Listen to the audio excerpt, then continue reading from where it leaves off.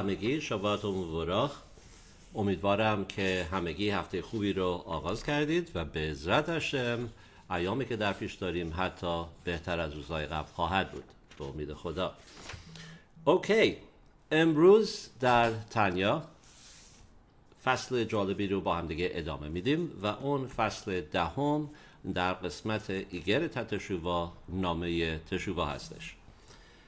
در فصل دهم در آغازش نکته‌ای که شروع کردیم دربارش یاد گرفتن درباره تشووا ایلا'a، اون درجه تشووایی که به نام درجه بالاتر تشووا نامیده میشه.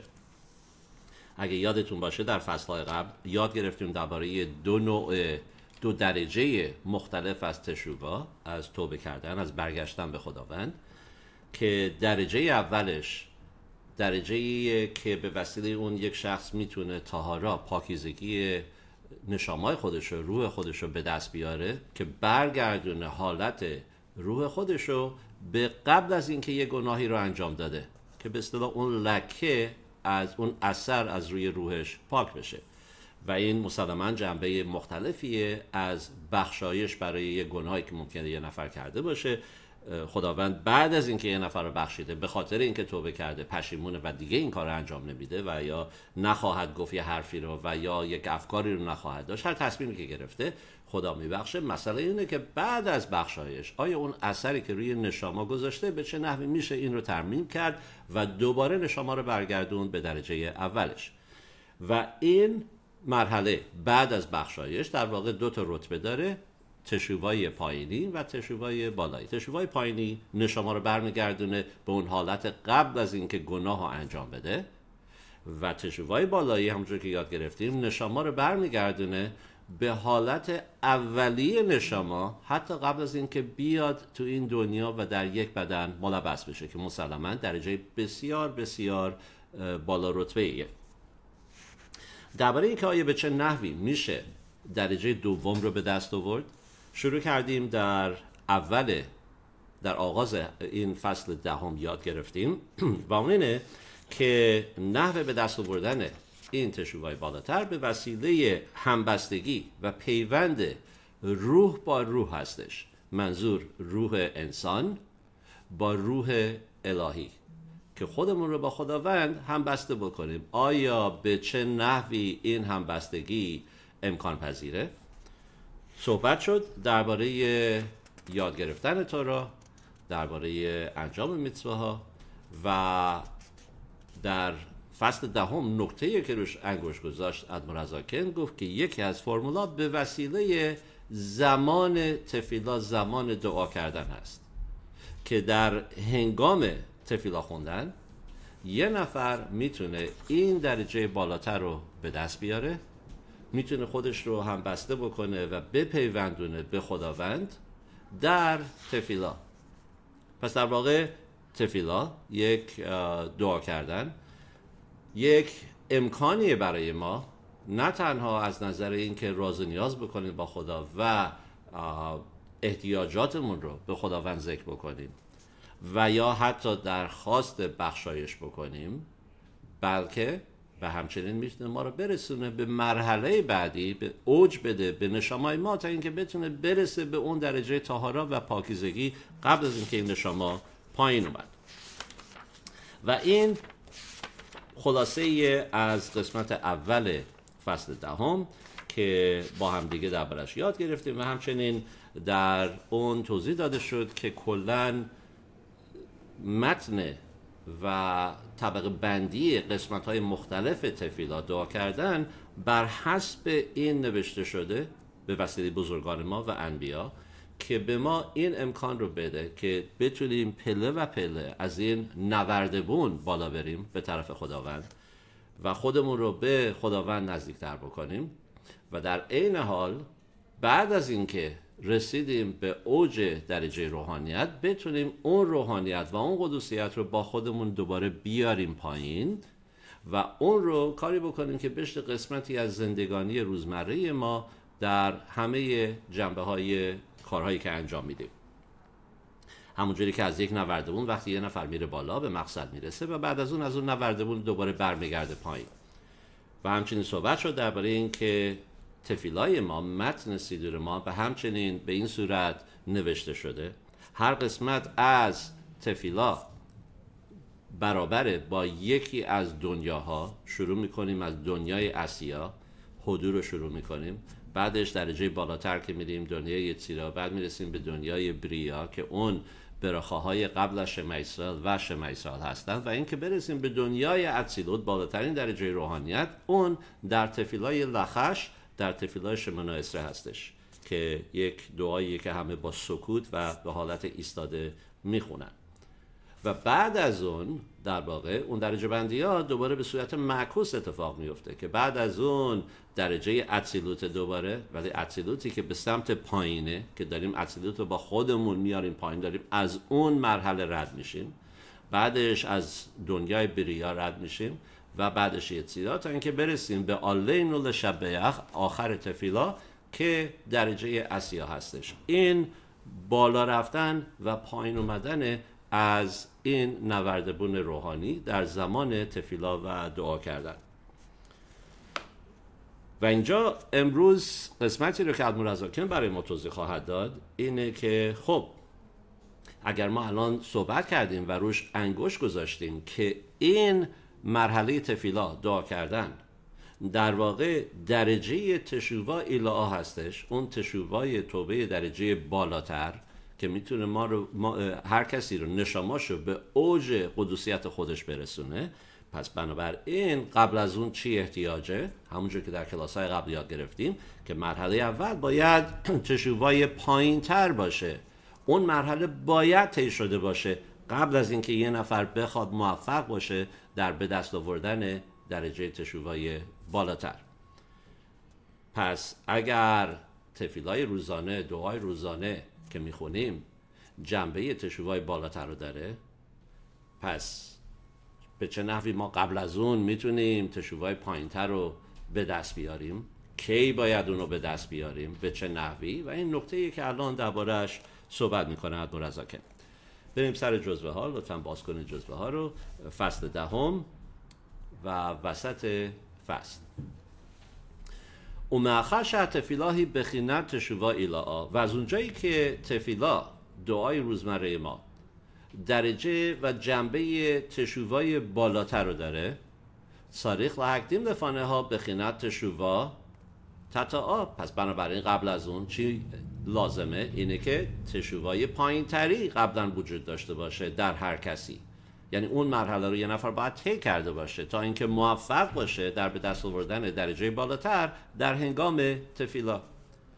و زه شامرو رزال و میشنا، و این دقیقاً اون نکته‌ایه که به خاطر اون در میشنا ذکر شده که این عمدیم لهیت پلل الا میتوخ کوودروش، که وای نمیسیم، یه نفر نمیتونه بیسته که تفیلا بخونه مگر اینکه از درجه جدی بودن سرچشمه گرفته باشه و جدی باشه. البته لغت‌های عبری کوودروش به صورت لغوی اگه معنیش بکنیم یعنی با سرسنگینی، مثل چیزی که یه نفر بالعکس یه نفر که ممکنه سبکسری بکنه، یعنی اینکه توجه نمیکنه به چه کاری که داره انجام میده، حرفی که میزنه و غیره، میگه شخصی خیلی داره سبکسری میکنه.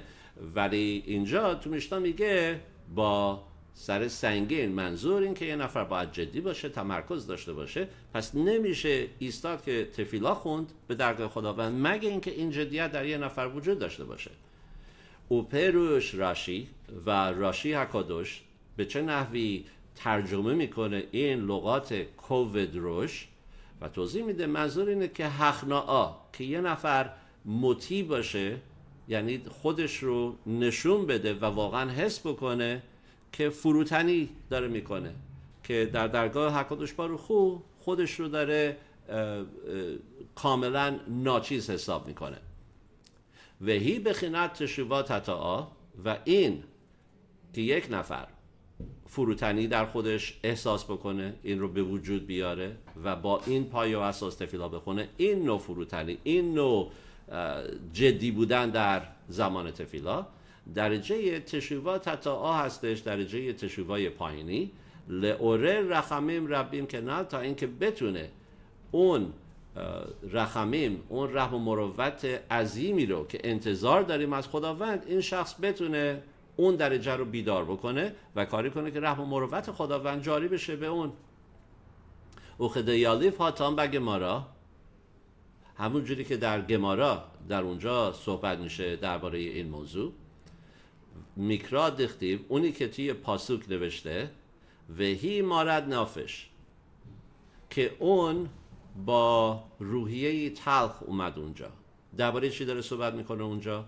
این یک پاسوکیه در کتاب شموئل حناوی اگه یادتون باشه، که مادرش باردار نمیشد و نیتی میکنه مادرش خنا و تفیلا میخونه به درگاه خداوند که اگر تو به من یک فرزندی بدی، من این فرزند رو در قدوسیت به بار میارم و اون رو به تو اهدا میکنم که زیر سایه خداوند این فرزند بزرگ بشه، که البته در آینده این برخا آید اون شد و به همچنین به قول خودش وایساد و کاری کرد که اون در چارچوب قدوسیت تورا و میتوا بزرگ بشه و اون بچه شموئل حناوی از آب در اومد که در سن بسیار کوچکی، حتی به عنوان یک جوان، کودک جوان، شروع کرد نبوت داشتن از طرف خداوند.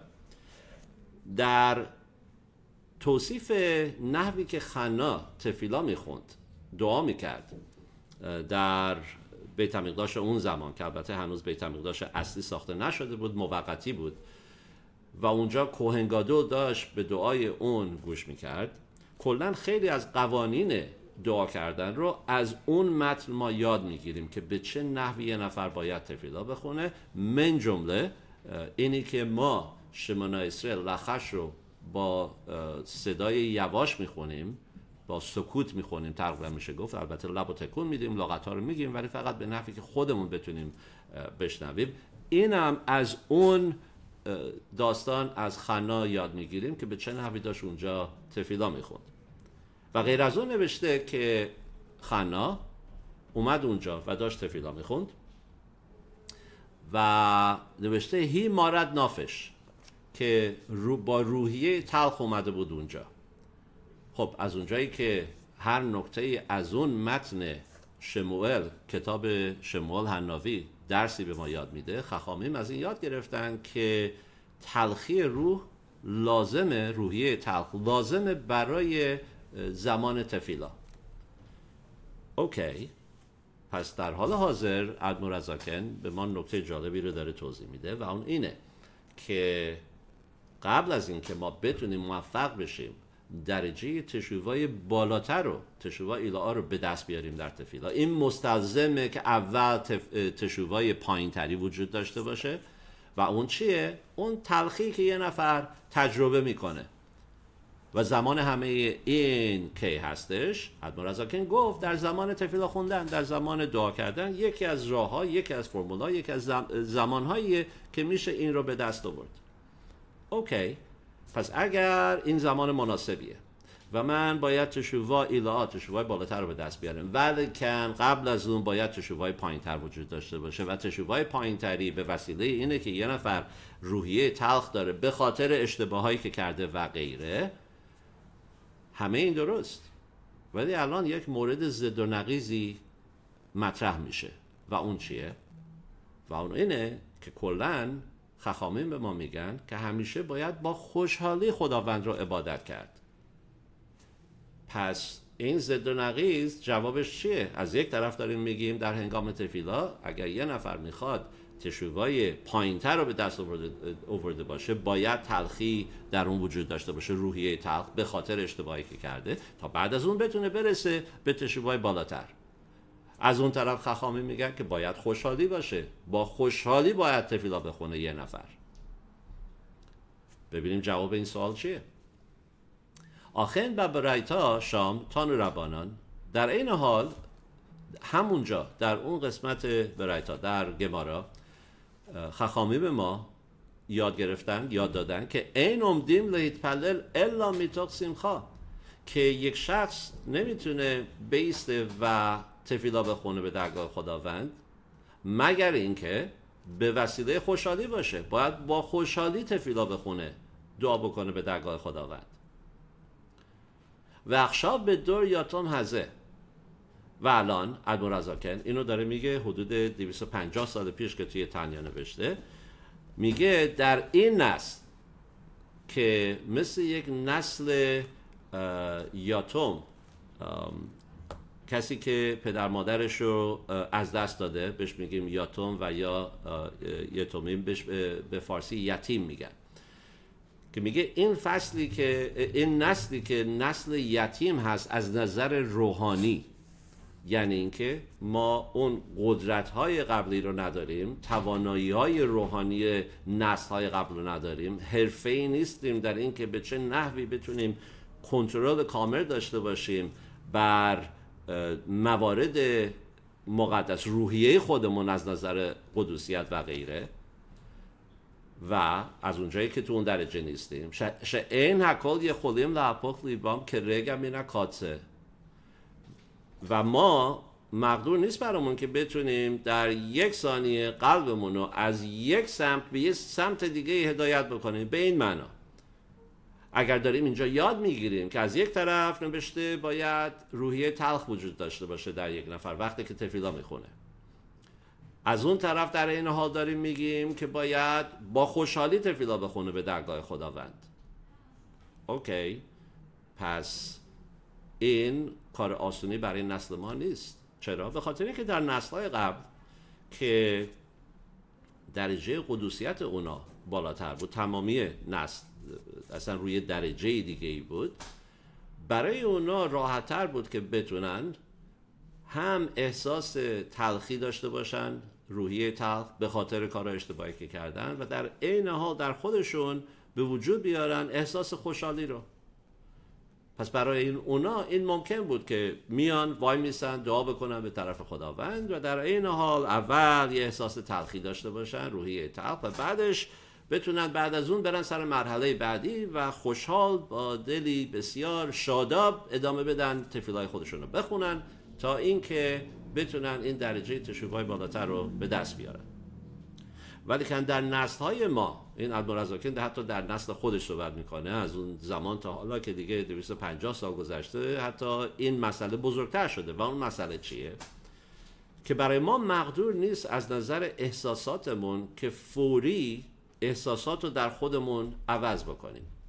متاسفانه در نسل ما وقتی یه نفر تو یک روحیه تلخ میفته، همونجوری که مشاهده میکنیم، اثرش برای زمان زیادی طول میکشه تا این شخص بتونه از اون حالت دوباره بیرون بیاد. کما اینکه انقدر رو ما اثر میذاره که در نسل ما احتیاج داریم شاید با یه نفر صحبت کنیم، درد و دل کنیم، یا یه کتابی دربارش بخونیم و غیره. بسیار مشکله که اون حالت تلخ بودن، روحیه تلخ رو از خودمون دور بکنیم تا اینکه تبدیلش بکنیم به خوشحالی. در زمانهای قبل، در نسل‌های قبل، براشون اصلا مسئله نبود. در از یک ثانیه این احساس رو میتونستن داشته باشن، روحیه تلخ، از بعدش هم عوض میشد با خوشحالی کامل. به قول معروف بزن بکوب، خوشحال بودن، بتونن شروع کنن بقیه تفیلا رو بخونن. پس آیا راه حل چیه برای نسل ما؟ و این رو ادمورزاکن الان توضیح میده. ازای اتسا های اوتسا لحکدین به خینت شبا تتا به تکون خطصد کنن. پس بنابراین ادمورزاکن میگه یکی از راهاش اینه که اون روحیه تلخی رو که یه نفر باید به دست بیاره برای رتبه اول تشوبا، اون رو نذاره تا سر تفیلا به دست بیاره، بلکه سعی کنه قبل از تفیلا اون رو به دست بیاره. کی؟ برای مثال ادمورزاکن میگه در زمان تیقون خطصد. اگه یادتون باشه صحبت کردیم درباره یک تفیلای به خصوصی که در نیمه شب خونده میشه. در زمانهای قدیم خیلی اون رو میخوندن هر نصف شب، تیقون خطصد، برای خرابی بیت المقدس و غیره، که غمگینی به یه نفر میاره، روحیه تلخی به نفر میاره وقتی یادش میاد که بیت المقدس ما خراب شده و غیره. در نسل ما خیلی خیلی زیاد همه نمیخونن، ولی ادمورزاکن میگه الان همونجوری که توضیح خواهد داد که گاهگداری بد نیست که این خونده بشه. به این صورت چه فایده ای داره که اگر یه شخصی این تفیلا رو یک بار برای مثال در هفته نیمه شب بخونه و این میشه زمانی که یه خورده روحیش شکسته میشه، تلخ میشه از خرابی بیت المقدس و غیره، بعد از اون بقیه شب طول میکشه ساعتها تا صبح دیگه. صبح که فرا برسه آفتاب طلوع میکنه و اون وقتی که این شخص زمان زیادی از اون تلخی روح گذشته و الان میتونه با شادابی و خوشحالی تفیلای صبحش و دعای صبحش رو بخونه. این یکی از ایده هایی که ادمورزاکن میده. و میشه افشالله به خل لیلا، و کسی که براش مقدور نیست که هر شب تیقون خدسوت بخونه، مثلا من ادمورزاکن میدونست که نسل ما دیگه این کشش نخواهد داشت، الکل پانیم لو یفخد می پعم اخد به شبوه، اقلا سعی کنه که یک بار در هفته این تفیلا رو بخونه، لیفنه یوم هشبات، قبل از روز شبات. و البته با وجودی که اینجا هم توصیه شده که یک بار در هفته خونده بشه، کلن خیلی ها میبینیم که این رسم رو ندارن، این عادت رو ندارن، نباید بگیم رسم، باید بگیم عادت رو ندارن و خیلی هستن که تیکون خدسوت رو نمیخونن نیمه شب. چرا؟ به خاطر اینکه خب بسیار کارهای زیادی هستش، به بچه باید رسید، به خانواده باید رسید، سر کار باید رفت و اینی که نیمه شب بیدار باشه یه نفر و یا بلند شه از خواب بیدار بشه نیمه شب اون تفیلا رو بخونه و دوباره بخوابه برای همه میسر نیست.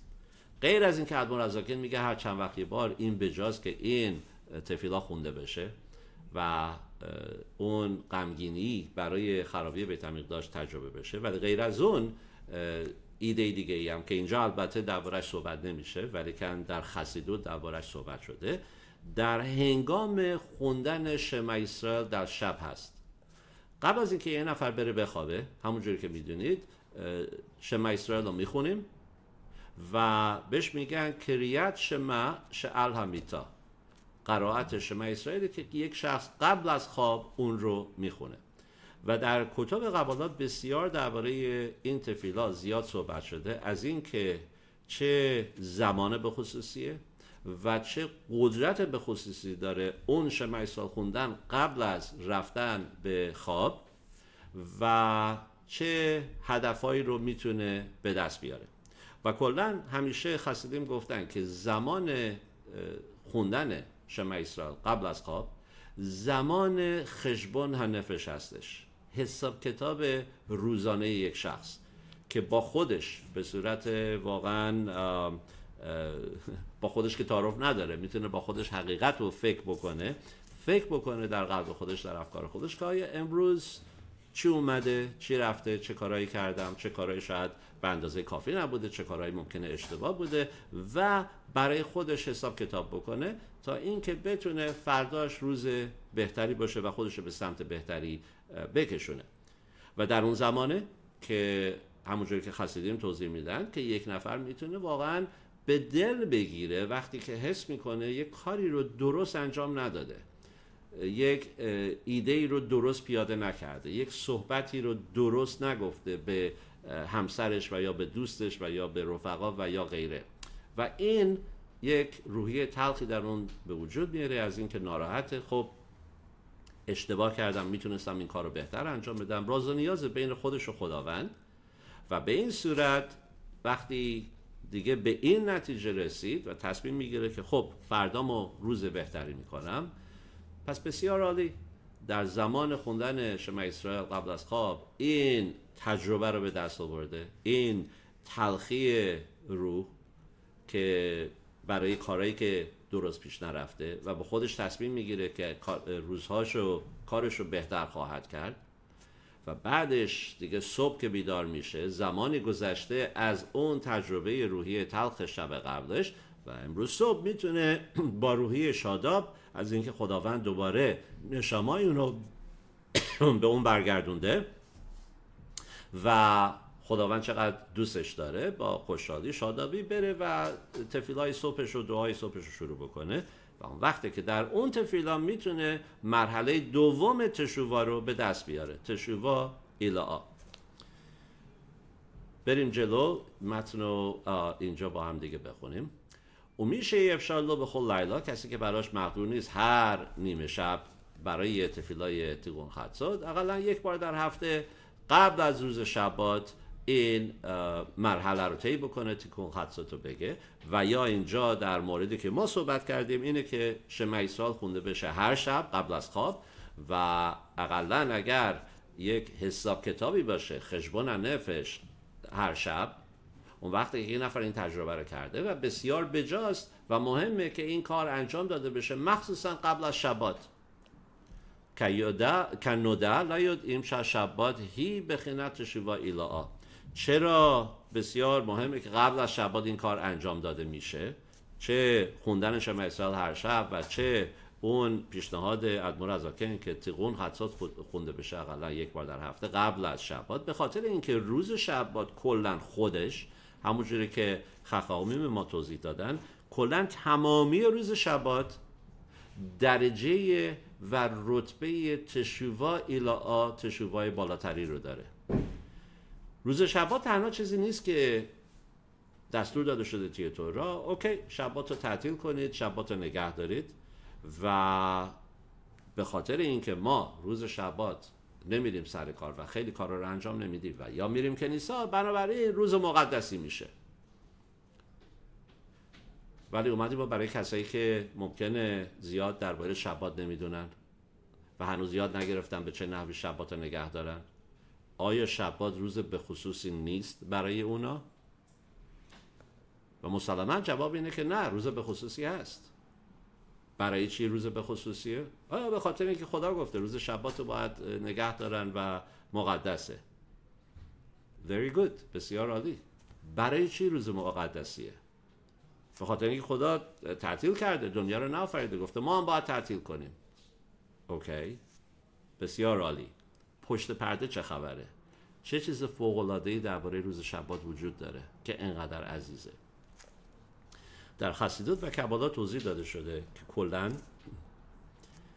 تمامی دنیای جسمانی با وجود اینکه در یک درجه به خصوصی به سر میبره در ایام هفته و تمامی هدف ما اینه که قدوسیت رو جاری بکنیم تا پایین ترین درجه بیاد، این درجه دنیای جسمانی، روز شبات یک اتفاق فوق‌العاده‌ای میفته و اون اینه که دنیای جسمانی ما خودش کلاً به درجه بالاتری میره از نظر روحانیت، ملحق میشه به درجات بالاتر و بنابراین تمامی موارد روز شبات قدوسیت به خصوصی به خودش داره. غذا خوردن شبات حتی مقدسه. در عرض هفته میگیم هی زیاده روی نکن، اینقدر حواست توی غذا خوردن و اینجور چیزا نباشه. روز شبات میگیم میتواست غذا خوردن، برای مثال. برای چی؟ به خاطر اینکه تمامی موارد جسمانی داره به یک درجه بالاتری کشیده میشه.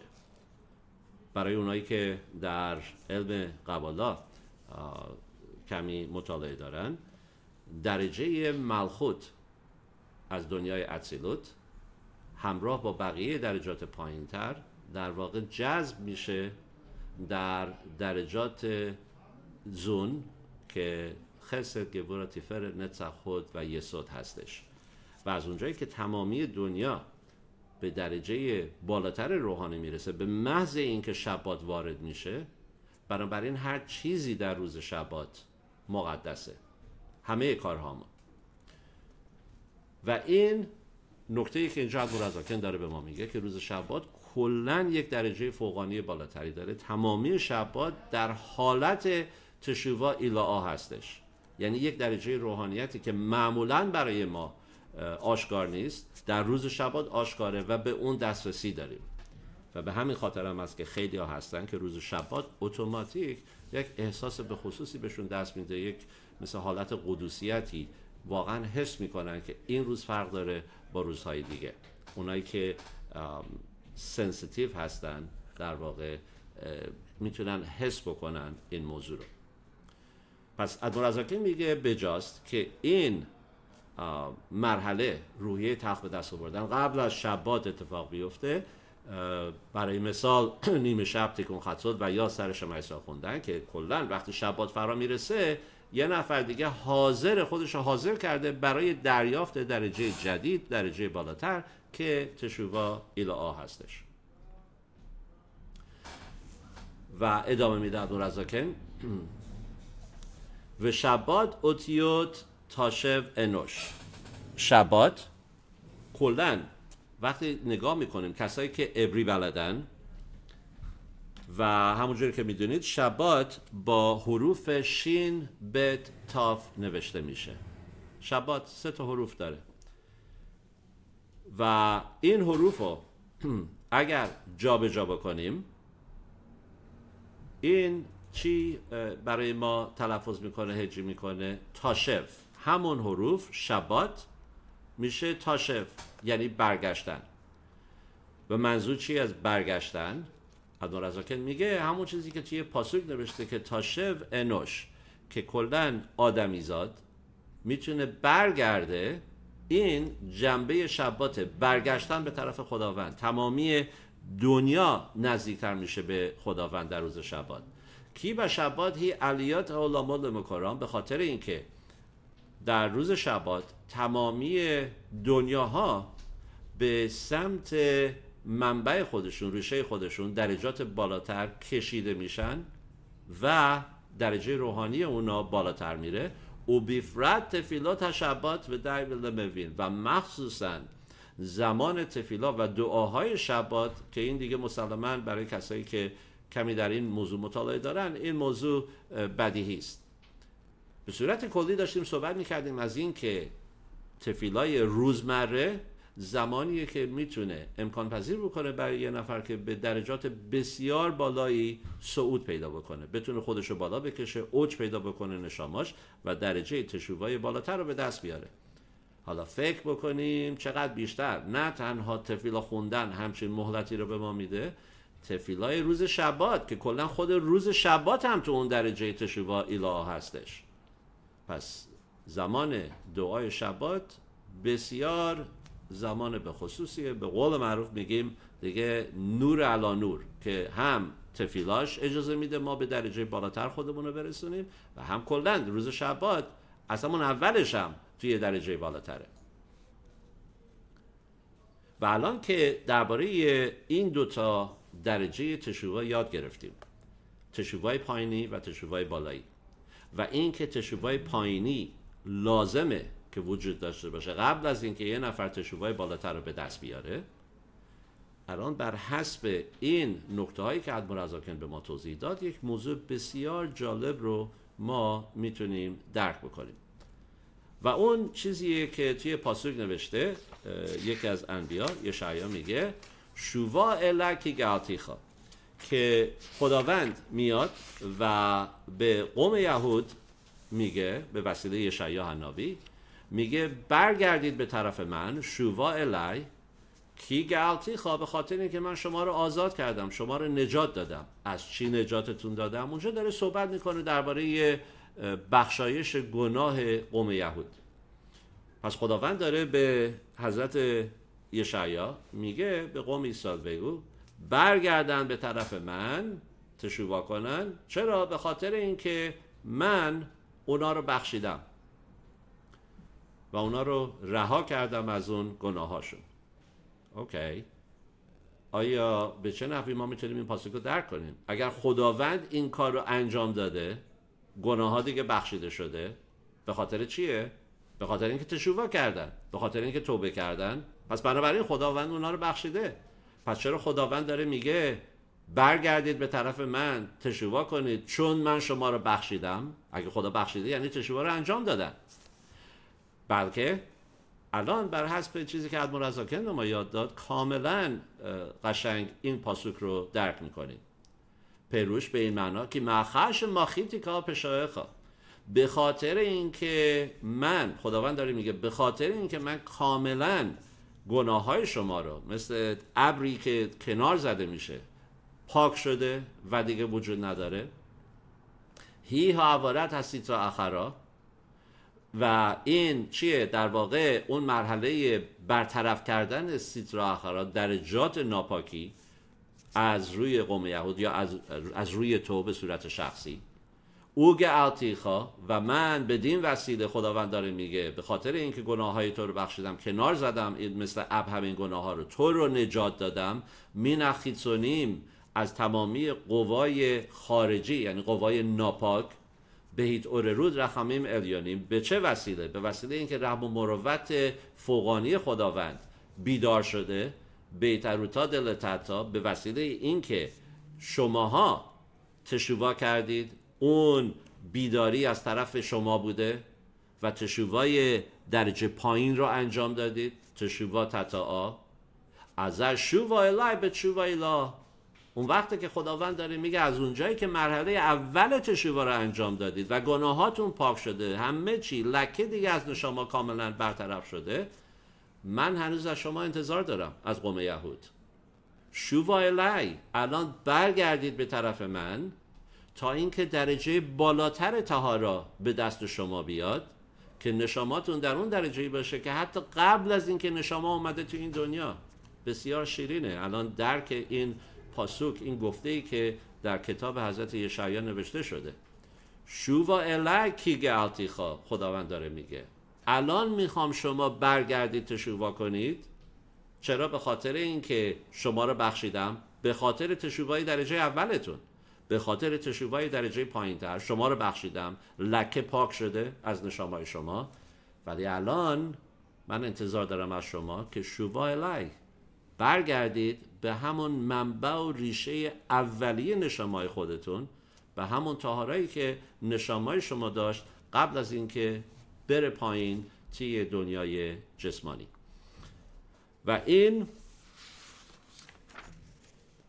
بسیار نکته های زیبا و شیرین درباره اثر تفیلا، درباره قدرت تفیلا، درباره قدوسیت شبات، که از همون اول به محض اینکه شبات وارد میشه یک قدوسیت به خصوصی داره. تمامی روز، یعنی تمامی دنیا، داره قدرت حیات خودش رو، حیات روحانی خودش رو از یک درجه بسیار بالاتر دریافت میکنه در روز شبات. و غیر از اون، وقتی ماها از این موقعیت استفاده بکنیم، زمانی که بسیار مناسبه و در عین حال نه تنها زمان مناسبه، بلکه تفیلامون هم میخونیم، دعای روز شبات هم میخونیم که الان یاد گرفتیم در اون زمانی که میتونیم بسیار به راحتی درجه بالاتر تشووا رو به دست بیاریم.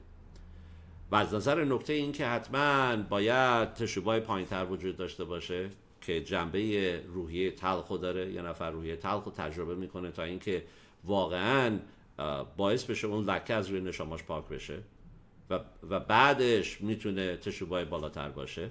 یاد گرفتیم که چه بهتر که اون روحیه تلخ قبل از تفیلای صبح شروع بشه و اتفاق بیفته. برای مثال در تکون خطسات و یا شب قبلش میسال که میخونه، کلاً بر طبق علمای قبالا عبادت روزانه یک نفر از نیمه شب قبلش شروع میشه. این آغاز عبادت یک شخصه.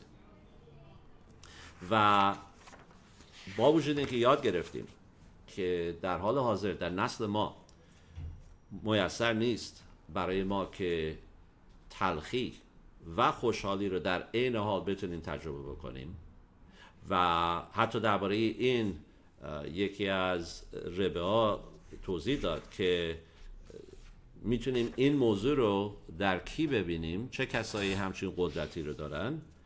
اون بچه ها هستن.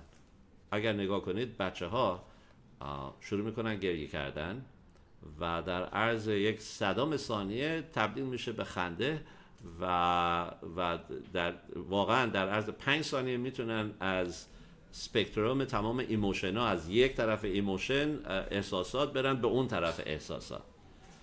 ولی متاسفانه برای ما بزرگا اینجوری نیست. ما بزرگا وقتی در تله افسردگی میفتیم و یا روحیه تلخ و غیره، و حتی اگر دلیل خوبی هم داره، حتی اگر این روحیه تلخ رو به دست آوردیم به خاطر اینکه داریم درباره اشتباهامون فکر میکنیم و لازمه که دربارش فکر بکنیم تا اینکه بتونیم راه خودمون رو تصحیح بکنیم، عوض بکنیم، ولی این روحیه تلخ خیلی طول میکشه تا از ما خارج بشه، از روحیه‌مون، این تلخی از روحیه‌مون خارج بشه. و واسه همینه که همچین پیشنهادی در تنیات داده شده. و نکته جالب که در فصل آینده یاد خواهیم گرفت، ادمون رزاکن توضیح خواهد داد، اینه که با وجود این که توضیح داد به ما که سخته از یک احساس تلخی یه نفر بتونه به راحتی خودش رو عوض بکنه و بذاره توی احساس خوشحالی، و حتی یه فرمولا هم بهمون داد که به چه نحوی میشه این کار رو انجام داد با فاصله دور از هم دیگه. ولی در فصل بعدی ادمون رزاکن در واقع یک فرمولا به ما یاد خواهد داد که چگونه ما حتی در این نسل میتونیم هر دوی این دوتا احساسات رو با هم دیگه داشته باشیم در زمان بسیار نزدیک، و اینکه بتونیم فوری از یکی به اون یکی این احساس رو تبدیل بکنیم. و این بسیار جالب خواهد بود این فرمولا، و چیزیه که میشه استفادهش کرد هر روز با تمرین اون فرمولا. به اذن هشم در فصل بعدی درباره اون یاد خواهیم گرفت. اوکی. نکته مهم دیگه ایه که اینجا قبل از اینکه برم سر سوالای شما میخوام توضیح بدم درباره یکی از نکته‌هایی که ربل لوباویچ درباره این فصل توضیح داد، و اون اینه که کلاً خیلیا وقتی درباره تفیلا فکر میکنن، و الان داریم صحبت میکنیم درباره اینکه یه نفر تفیلا میخونه، دعا میکنه و میتونه به وسیله اون درجه تشویق‌های بالاتر رو به دست بیاره، ولی خیلیا معمولاً به تفیلا و به دعا کردن نگاه میکنن از جنبه اینه که خب جنبه ما داریم درخواست بخشایش میکنیم در تفیلا، پس در واقع داریم روی بخشایش گناهامون تمرکز فکری میکنیم و اون یکی از اهدافمونه. از یه طرف داریم میگیم که درجه زمانیه که میتونیم درجه تشویق‌های بالاتر رو به دست بیاریم، ولی در این حال خیلی وقتا میگیم تفیلا بخون، دعا بکن به درگاه خداوند تا اینکه گناهات بخشیده بشه که اون درجه پایین‌تره. پس کدوم یکی هستش؟ و اینجاست که ربل لوباویچ میگه که این ایده زد و نقیض نیست. مسلماً تفیلا یک بسیار زمان و متن فوق‌العاده‌ایه و هر دوتا اون قدرت‌ها رو داره و یک نفر میتونه از تفیلا خوندن برای به دست آوردن هر کدوم از اونا استفاده بکنه، و اتفاقاً این هدف ادمون رزاکن هستش که به ما یاد بده، و مخصوصاً در فصل بعدی، که به چه نحوی میتونیم هر دوی اینها رو با هم دیگه داشته باشیم، هم تلخی روحی شکسته به خاطر اشتباهی که کردیم، ولی در عین حال بتونیم ماورای اون خوشحالی هم داشته باشیم در زمان تفیلا تا اینکه بتونیم درجه دوم تشویق‌ها بتونیم به دست بیاریم و اون روحی بسیار مقدس. اوکی، بریم سر پیغام‌های شما، و قبل از هر چیز دیگه تشکر میکنم از تمام کسایی که به صورت زنده روی پلتفرم شرکت کردن و همچنین توی یوتیوب و توی فیسبوک که اینجا البته شما نمیتونید ببینید ولی من روی صفحه‌های مختلف هر کدوم از اینا رو دارم و به صورت زنده داره همه جا پخش میشه، همچنین توی ساتلایت. و کلاس ها ضبط شدهش نه تنها در گروه واتساپ برای کسایی که توی پلتفرم هستن دوباره گذاشته میشه، غیر از اون در یوتیوب کانال فارسی تورا، یوتیوب کانال فارسی تورا، یک لغت فارسی تورا، میتونید تمامی این کلاس ها رو دوباره تماشا کنید. اوکی، میریم سر پیغام های شما. اوکی، درود از طرف همگی. مرسی خانم نصرتی، سارا خانم، خانم یشاریم، سمیرا خانم، خانم مهمان، خانم استکوهن، خانم خلیلی، اوکی. خانم ناتان باخما، دوریس خانم، بسیار ممنون از سلام شما. خانم دبورا، فرح خانم، خانم یشاریم. اوکی، let's see. سوال اینجا هستش، میپرسن آیا هیت بود دود هم همین درجه و قدرت تفیلا رو داره یا نه؟ لغت هیت بود دود به عبری، لغت یعنی وقتی یه نفر به صورت تنهایی هیت بود دود خودشو تنها میکنه، به قول معروف خلوت میکنه تا اینکه بتونه درباره یک چیزی تفکر کنه. خیلیا بودن و هستن که هیت بود دود یکی از روش هایی که استفاده میکنن، دوست دارن برن یه جایی، مخصوصا اگر فضای طبیعت باشه، بیرون از شهر شاید باشه، باقی و یا جایی، و یا حتی یه نفر ممکنه توی خونش هیت بود دود که ساکت باشه، هیچ کس نباشه و بتونه بشینه تفکر کنه درباره خودش، درباره خداوند و غیره. و البته این هیت بود دود اشتباه نشه با هیت بون نود که با نون نوشته میشه، که اون یعنی تفکر عمیق کردن در یک چیزی. خسیدوت و خبد بسیار روی هیت بون نود برنامه ریزی میکنه، وقتی یه نفر تفکر عمیق میکنه درباره یک چیزی، و نه اینکه هیت بود دود خلوت کردن چیز اشتباهی و غیره. ولی کن چیزی که مسلمه، مهلت برای اون نوع موقعیت همیشه پیش نمیاد در زندگی روزمره، ولیکن افکار یک نفر همیشه همراه اون هستن. به همین دلیل هم هست که خبد همیشه یاد میده، خسیدوت خبد، که هیت بون نود، قدرت تفکر و تعمق، که یک هدیه‌ای که همه دارن و همه جا همراهمون هستش، که بسیار هم کارا هست. حتی اگر یک نفر توی محیط شلوغی باشه، توی یک جایی باشه که سر و صداست، مردم زیادن و غیره، افکارش و تعمق قدرت فکریش همیشه همراه اون هست و بنابراین میتونه هر وقت و هر زمانی به وسیله اون قدرت اولا احساساتش رو کنترل بکنه و تمایلات یترهارا رو بزنه کنار، و یا اینکه حتی نه تنها فقط برای جنگیدن با یترهارا، بلکه تعمق فکری، یعنی که بخواد واقعا در عمق تفیلا بره دعا کردنش و یا غیره.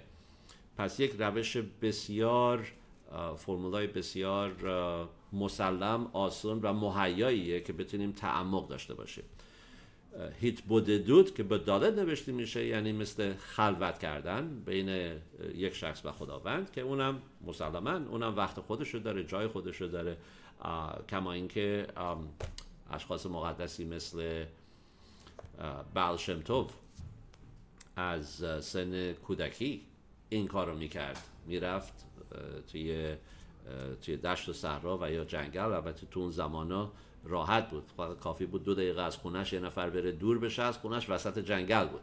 این روزا سخت‌تره، ما همه توی شهرها زندگی میکنیم، متروپولیتن اریا. اوکی، let's see. و سوال اصلی شما قبل از اینکه برم سر سوال بعدی خانم یشاریم این بود که آیا هیت بود دود هم همین قدرت رو داره؟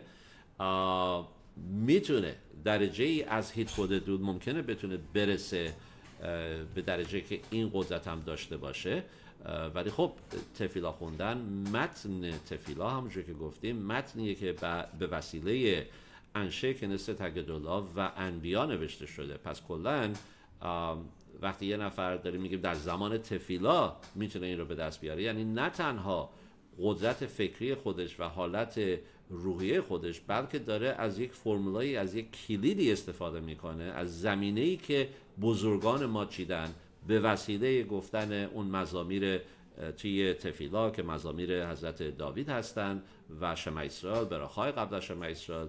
پس اون یک مثل اینه که یه نفر مصممه یک هدفی رو به دست بیاره و بسیار مهمه که ابزار درست هم در دستش باشه. اون یکی از ابزار بسیار کارا تفیلای روزمره هستش. اوکی، let's see. خانم خلیلی، میپرسن آیا سوال جالبی که آیا میشه تیغون خطسوت رو در غیر از زمان خودش خوند؟ برای مثال قبل از نیمه شب. فکر کنم سوالشون از اینه که میدونن که خانم ها کلن از نظر میتواهایی که خیلی به زمان بستگی داره، برای خانم ها به اون سختی نیست، به خاطر اینکه خانم ها خیلی مسئولیت های بزرگی رو، خونه، بچه ها، همسر رو به عهده دارن. خیلی از میتواها که برای آقایون حد و زمان دقیق داره، برای خانم ها زمانش طولانی تره و میتونن انجام بدن. شاید روی این اصله که دارن میپرسن. کلن درسته که در عرض روز نمیشه تیغون خطسوت خوند، اون تفیلای نیمه شب، ولی کن دقیقا نیمه شب هم لازم نیست باشه. میتونه اگر دیگه هوا تاریک شده یه مدتی قبل از نیمه شب هم میتونه خونده بشه، ولی نه در عرض روز. پس یه خورده زمان بیشتر هست. اگر یه نفر نمیتونه تا نیمه شب بیدار باشه، برای مثال 10 شب، بله میتونه خونده بشه قبل از اینکه یه نفر بره بخوابه. اوکی. خانم سمیرا میپرسن در مورد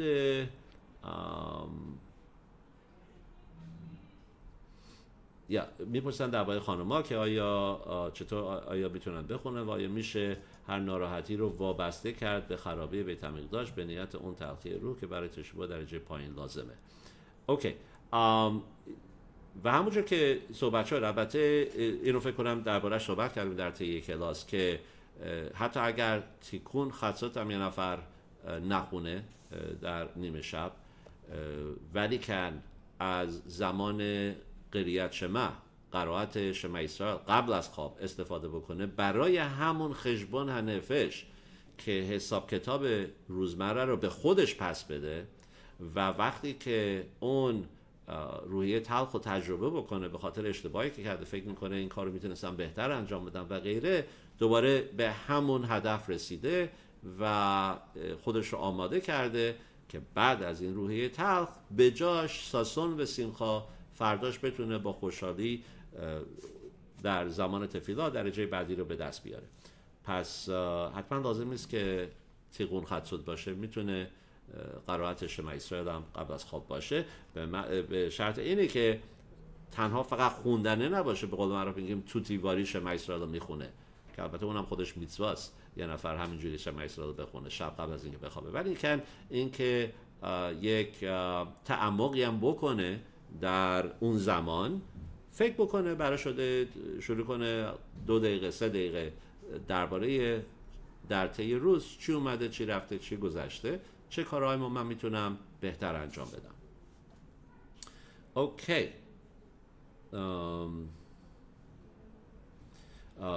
خانم خلیلی صحبت میکنن درباره اصطلاحی که استفاده شد که یک تله افسردگی. بله، این 100% در تمامی خسیدوت و در تنیا بسیار انگشت میذاره روی این موضوع که افسردگی واقعا یک تله هستش. کسی نباید بذاره تو این تله بیفته، بسیار ویران کننده هستش. روحیه انسان رو همونجوری که میبینیم یک تلخی، یک تجربه بدی برای مثال اول صبح که اتفاق میفته، اصلا بقیه روز باعث میشه که یک نفر نتونه به صورت درست حسابی کار خودش رو انجام بده و احساس سستی میکنه، احساس تنبلی که شخص تنبل نیست، فقط روحیه‌اش شکسته شده و این یترها رو داره از این افسردگی استفاده میکنه تا اینکه این شخص رو از کار بندازه و اثر بذاره به همچنین روی تفیلا خوندن اون. اگه یه نفر افسرده است، حتی تفیلا خوندنش هم همون رونق نداره، همون مزه رو بهش نمیده. خود این شخص هم حس میکنه که من اون درجه واقعی رو نتونستم به دست بیارم به خاطر اینکه افسرده هستم. افسردگی فرق داره با روحیه تلخ. روحیه تلخ نتیجه افکار یه نفره و نتیجه کارهایی که انجام داده دربارش فکر میکنه، یک تلخی تجربه میکنه از اینکه این کارم اشتباه بود، بهتره کارم رو درست بکنم. افسردگی وقتیه که این روحیه تلخ یترها رو از اون استفاده میکنه و کاری میکنه که این لنگر بندازه در اون شخص و اون رو ترک نکنه. این الان شد افسردگی که باید 100% ازش دوری کرد. اوکی. alright. سوال اینجا هست از خانم سمیرا، ببینم اگه میتونم بخونم. آیا نقل قول از افراد غیر مجاز یا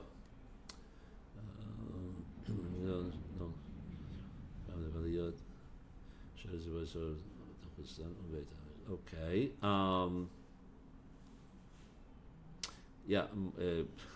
مطمئن نیستم که منظور کامل اون متن رو درک میکنم. شاید بتونم بعد از کلاس این رو بخونم و بهتون پاسخ بدم. اوکی. و دوباره صحبت میشه درباره آیا اینکه تیغون خطسات میشه خوند یا نه. کلا همه تفیلاها مهیا هستش برای خانم‌ها، هم میتونن همه تفیل‌ها رو بخونن. تنها چیزی که هست تو این، مخصوصا تو این نسل داریم صحبت میکنیم از این که حتی آقایون کشششو ندارن که تیغون خطسات رو بخونن، متاسفانه به خاطر نسل‌هایی که توش زندگی میکنیم دیگه، چه برسه به خانم‌ها که واقعا مسئولیتشون هم خیلی زیاده و اصلا کلا به خاطر این خانم‌ها معافن از خیلی از دستوراتی که حد زمان داره به خاطر مسئولیت‌های دیگه‌ای که دارن. پس غرض اینجا نیست که یه نفر احساس این بکنه که روش فشار اومده که باید بره الان این تفیلا رو بخونه. من پیشنهاد میکنم که بهتره که شروع بشه این نوع اکسرسایز، این نوع تمرین فکری که میخوایم به دست بیاریم، این تمرین رو میخوایم انجام بدیم در زمان تیغون خطسات، چه بهتر که در وهله اول این تمرین در زمان قرائت شمع اسرائیل قبل از خوابیدن انجام داده بشه. شروع کنید با این مرحله. شمع اسرائیل که میخونید، قبل از خوندن شمع اسرائیل و یا درست بعدش چند دقیقه‌ای شده 2 دقیقه 3 دقیقه تمرین بکنید. سعی کنید تمامی اتفاقات روز رو مرور بکنید، چه افکاری از فکرتون گذشته، چه صحبت‌هایی کردید با بقیه، چه اعمالی انجام دادید، چی اومده چی رفته، آیا چه عکس العملی نشون دادید وقتی یه نفر یه چیزی بهتون گفت و غیره. و سعی کنید همه اینا رو مرور کنید و ببینید به چه نحوی آیا فکر میکنید خودتون دکتر خودتون باشید، کجا اشتباه بوده کار و میتونستید به یه نحو دیگه این کار رو انجام بدید، و اینکه این awareness داشته باشید، آگاهی داشته باشید از اینکه باید روی این من کار بکنم و تصمیم بگیرید که اوکی، دفعه دیگه که همچین اتفاقی افتاد، دفعه دیگه ای که همچین چیزی به من اون یکی شخص گفت، این دفعه اونجوری جواب نمیدم، اینجوری جواب میدم، این دفعه با احساس جواب میدم، این دفعه از اون لغت استفاده نمی کنم و یا این کارو نمی کنم و غیره. وقتی اینا مرور بشه، این خودش هم مرحله روحی تلخ رو به دست آوردید و هم در عین حال دارید کاری میکنید که اون روحی تلخ لنگر نندازه. چرا؟ به خاطر اینکه دارید فوری از اون مشق میگیرید، درس یاد میگیرید و نتیجه میگیرید که چه فرمولایی رو من باید پیاده کنم. پس دیگه جای نگرانی نیست، جای روحی تلخ نیست. روحی تلخ اومد باعث شد که شما مسیرتون رو عوض کنید برای بهتر. دیگه اون روحی تلخ میتونه شما رو ترک بکنه. الان تنها چیزی که دارید خوشحالی از این که راه جدید رو در پیش گرفتید و به زدشم به این صورت هم خوابتون خوب خواهد بود با آرامش و هم فردای شما فردای بسیار فروزان و شادابی خواهد بود به زدشم. اوکی.